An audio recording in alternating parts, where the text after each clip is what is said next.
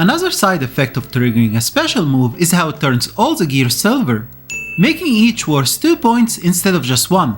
But that's not all there is to it, and I'm pretty sure I'm one of the few people to figure out what I'm about to tell you next, considering how little exists about this game online, let alone its in-depth mechanics. You see, the color of the gears along with their value change depending on how many enemies you jumped off of before triggering the special move. This is a mechanic that the game doesn't verbally mention in any way, but there is a hint to it in the upper left corner of the HUD. These light bulbs turn on one by one with every enemy you jump off of, and they remain on as long as Donald remains airborne.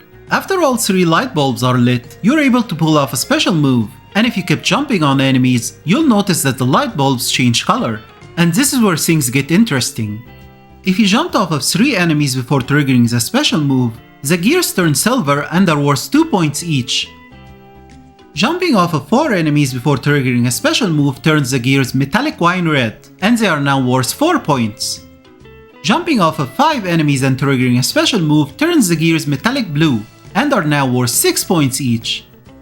6 enemies in a row turns the gears metallic greens that are worth 10 points per single gear.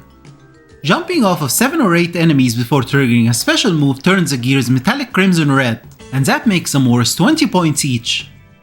9 or 10 or 11 enemies jumped off of before triggering a special move turns each gear into what looks like a mixture between a gear and an apple, ones that are worth a whopping 40 points each. I assume the apple thing is a reference to Snow White, or at least an attempt at a reference.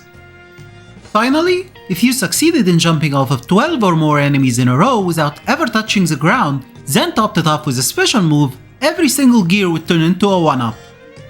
And I may be mistaken in what I'm about to say, but I sincerely believe that what you're seeing right now is the first ever footage of that gear transformation on all of YouTube. You're welcome.